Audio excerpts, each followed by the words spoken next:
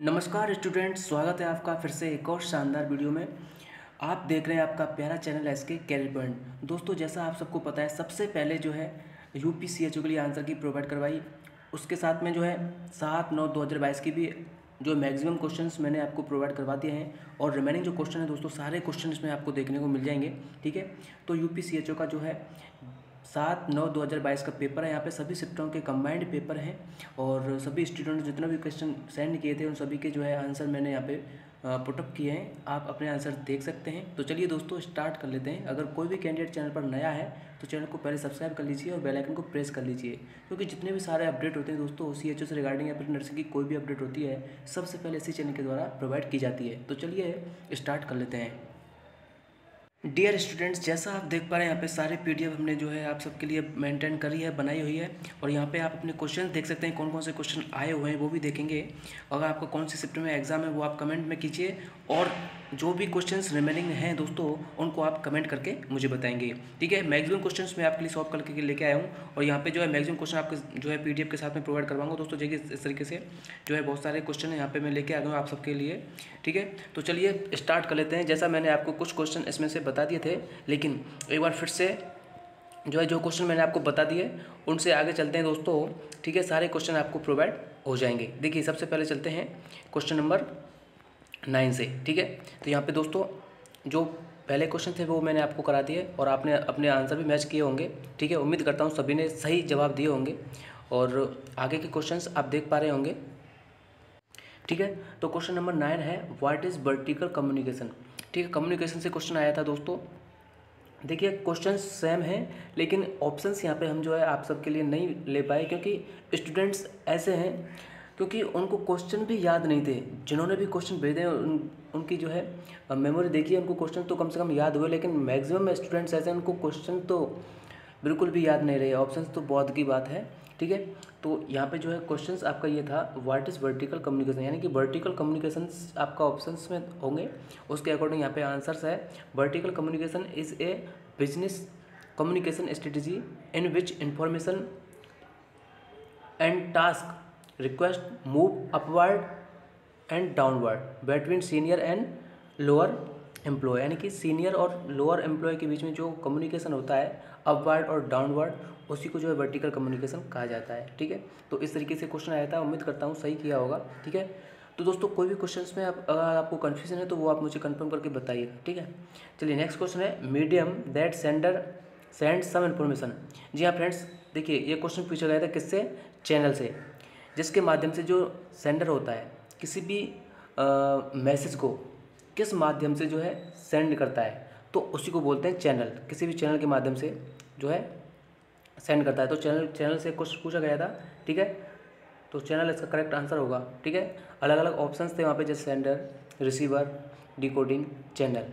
तो उस तरीके से इसका जो करेक्ट आंसर होगा क्या होगा, चैनल होगा। चलिए नेक्स्ट क्वेश्चन आपका क्या था, नेक्स्ट क्वेश्चन था व्हाट इज सोलेज। ये दोस्तों मैंने आपको करा दिए थे, लेकिन जो नए स्टूडेंट्स हैं जिन्होंने नहीं देखे हैं वो देख लीजिए। और जो नेक्स्ट क्वेश्चन दोस्तों देखिए, हाँ ये यहाँ से न्यू क्वेश्चन है, what diet provide and diarrhoea, diarrhoea में कौन सी डाइट प्रोवाइड करोगे। ठीक है, ये क्वेश्चन इंपॉर्टेंट है और ये भी सही किया होगा। देखिए उसमें अलग अलग क्वेश्चन थे, जो है सॉलिड डाइट, इस तरीके से अलग अलग ऑप्शंस थे। तो इसकी जो डाइट होगी वो eat blend and easy to digest diet, तो उसमें ब्लेंड डाइट का भी ऑप्शंस था। ठीक है, जैसा स्टूडेंट्स ने बताया था ब्लेंड डाइट का ऑप्शंस था, तो इसका जो करेक्ट आंसर होगा ब्लेंड डाइट वाला होगा ऑप्शंस। ठीक है, चलिए नेक्स्ट क्वेश्चन आपका क्या था, adipose tissue present in which layer of skin. जी हाँ फ्रेंड्स, ये भी क्वेश्चन भेजा था गया, तो ये कौन सी शिफ्ट में आया ये कंफर्म नहीं है, लेकिन क्वेश्चन जरूर आया हुआ है, ये फर्स्ट में या सेकंड में जो भी शिफ्ट में आया है। तो एडिबो टिश्यू जो है वो स्किन की कौन सी लेयर में प्रेजेंट होते हैं, तो इसका जो करेक्ट आंसर था adipose tissue is located below the dermis. जी हाँ फ्रेंड्स, उसके ऐसे अलग अलग ऑप्शंस होंगे, यानी कि डर्मिस में, लोअर डर्मिस में। ठीक है, तो इसका जो करेक्ट आंसर होगा बिलो डर्मिस, क्या है इसका, बिलो डर्मिस, तो ऑप्शंस होगा बिलो डर्मिस। ठीक है, या फिर एपिडर्मिस, एपिडर्मिस के बिलो, इस तरीके से क्वेश्चन अलग अलग आए होंगे, तो इसका जो करेक्ट आंसर होगा बिलो द डर्मिस, ये ऑप्शंस में होगा बिलो द डर्मिस। ठीक है, नेक्स्ट क्वेश्चन आपका क्या था, नेक्स्ट क्वेश्चन था डिप्थीरिया की ड्रग ऑफ चॉइस।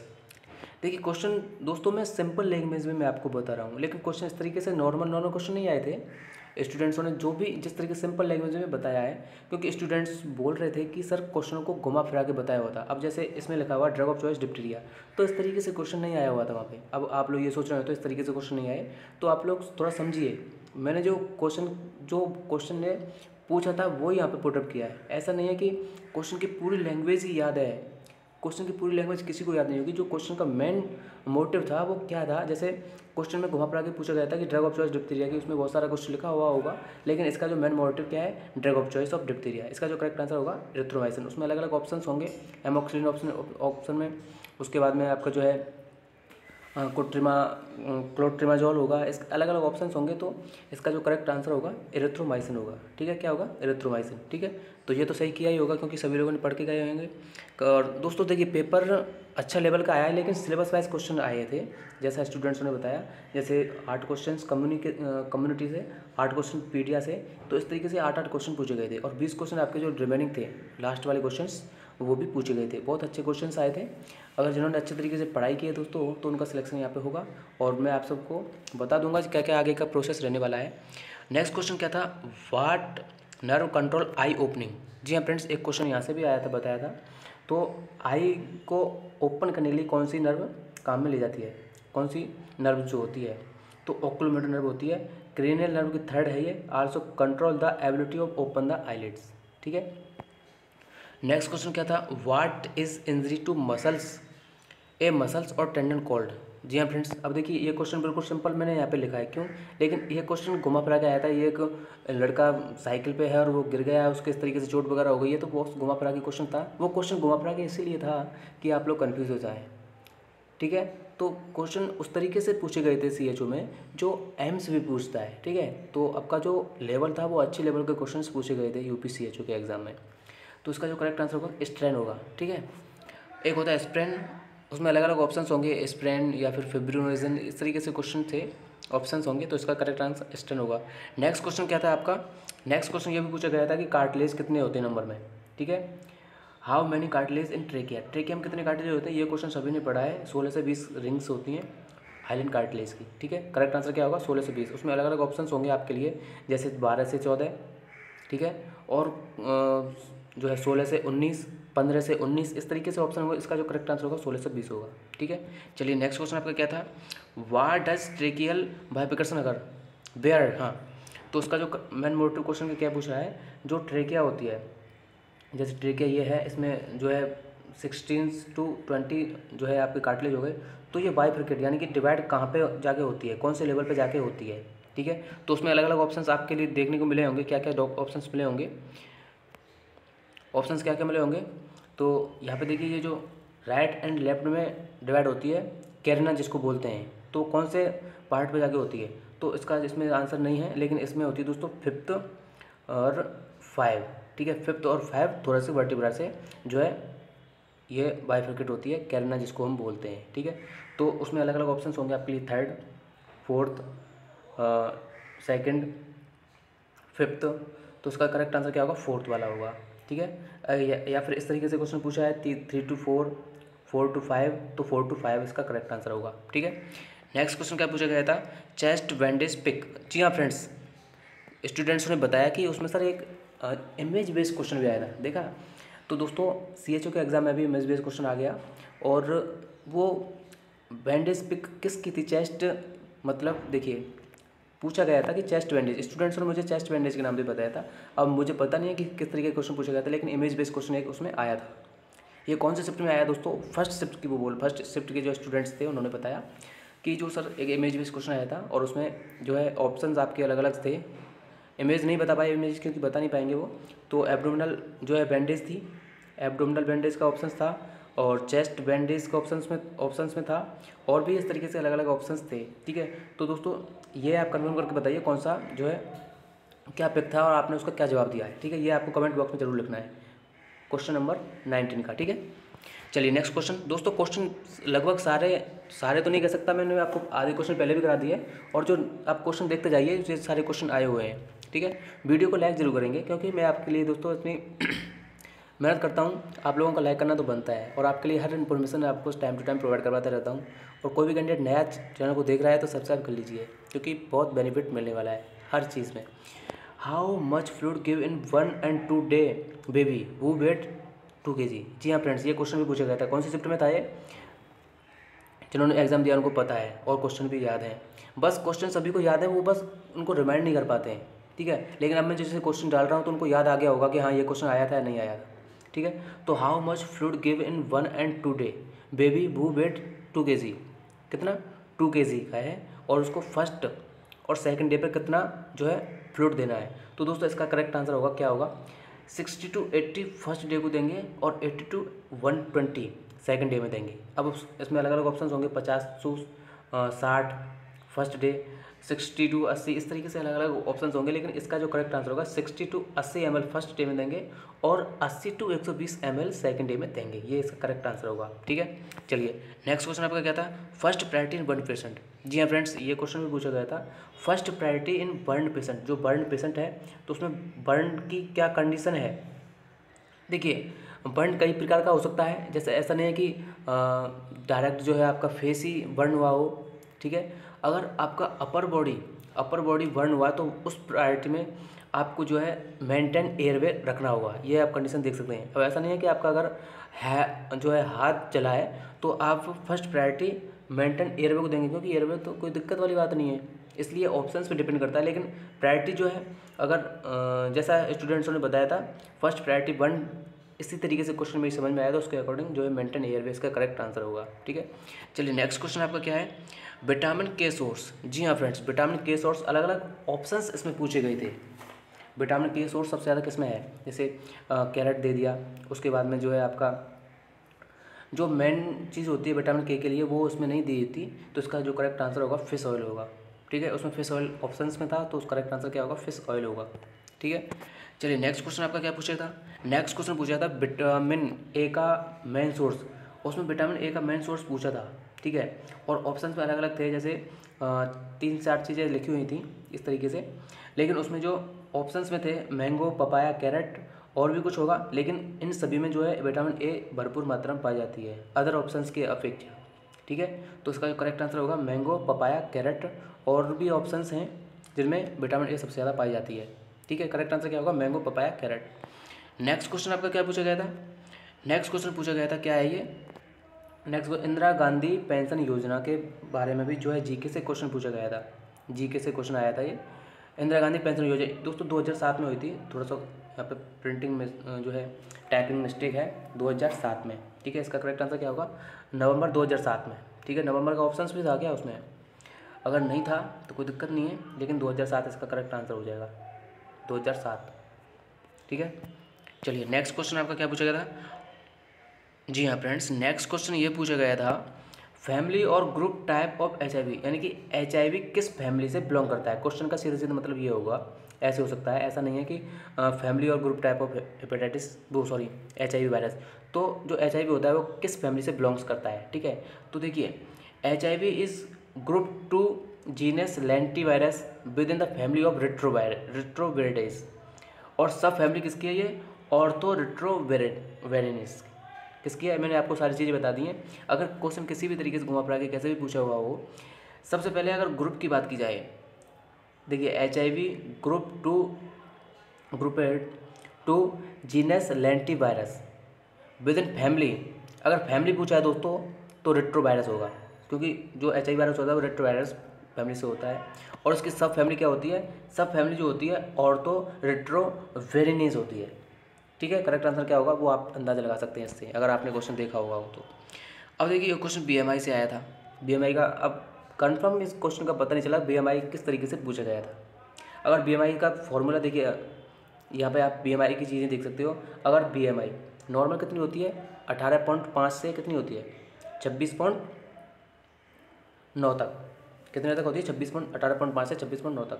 तो लेस देन 18.5 है तो अंडरवेट के उसमें आ जाएगी वो। उसके बाद में 18.5 तो 24.9 ये नॉर्मल है, और 24 से 29.9 तक ओवरवेट में आएगी, और 30 से 39 तक जो है ओबेज हो जाएगी, और 40 से ज़्यादा अगर हो जाती है तो सीवियरली ओबेज हो जाएगी, ठीक है। ये इसके करेक्ट आंसर हो जाएगा। नेक्स्ट क्वेश्चन आपका क्या पूछा गया था? CPR depth. जी हाँ, क्वेश्चन ये कौन से चैप्टर में क्वेश्चन पूछा गया था आप बताएंगे इसको? जिनको भी दोस्तों क्वेश्चन भी अगर इतना भी याद नहीं रहा तो उन्होंने क्या एग्ज़ाम दिया है, क्योंकि जो क्वेश्चन आपके सामने आ रहे हैं और उसके बावजूद अगर आप ये बोलते हैं कि ये क्वेश्चन नहीं आया, तो आपने क्या एग्ज़ाम दिया है आपने।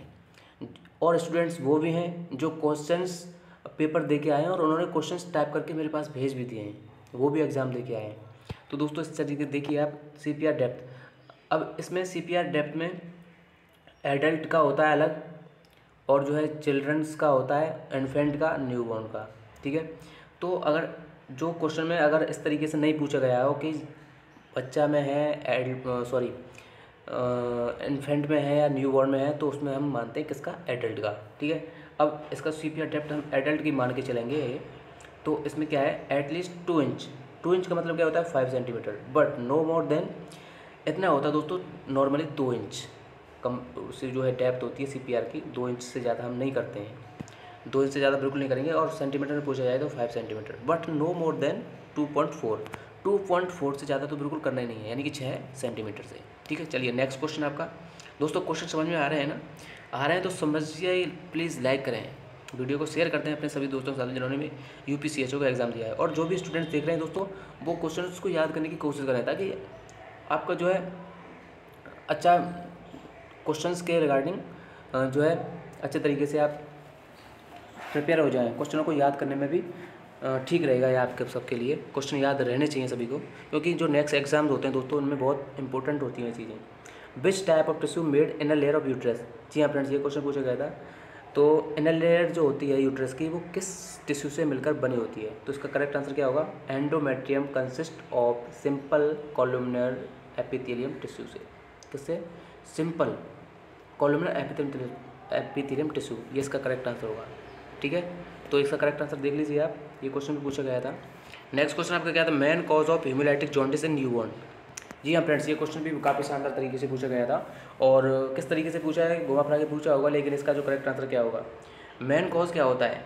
देखिए मेन कॉज, इनमें से अगर आप कोई भी ऑप्शन आया हो वो करेक्ट आंसर हो जाएगा। The main common cause of hemolytic jaundice include RH hemolytic disease, दूसरा ABO इनकम्पेटिबिलिटी, और C है यहाँ पे glucose C phosphate dehydrogenase deficiency, ठीक है, माइनर ब्लड ग्रुप इनकम्पेटिबिलिटी।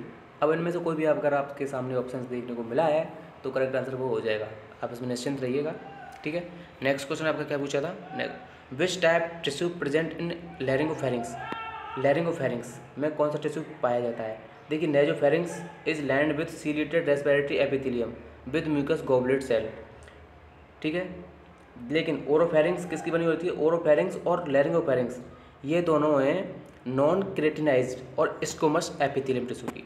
अगर आपका स्क्वैमस एपिथेलियम टिश्यू ऑप्शंस में आया है तो वो इसका करेक्ट आंसर हो जाएगा, ठीक है, स्क्वैमस एपिथेलियम टिश्यू। याद कर लीजिए दोस्तों, देख लीजिए, बहुत अच्छे तरीके से मैं आपके लिए बता रहा हूँ, सारी जो भी कन्फ्यूजन रहेगी वो दूर हो जाएगी। What is the disaster stage in except. तो डिजास्टर की स्टेज पूछी गई थी और उसमें एक्सेप्ट अगर ऑप्शंस में था तो कौन सी नहीं है। देखिए डिजास्टर की जो स्टेजेज होती हैं, सबसे पहले होती है mitigation, preparedness, response and recovery, 4 stage होती हैं।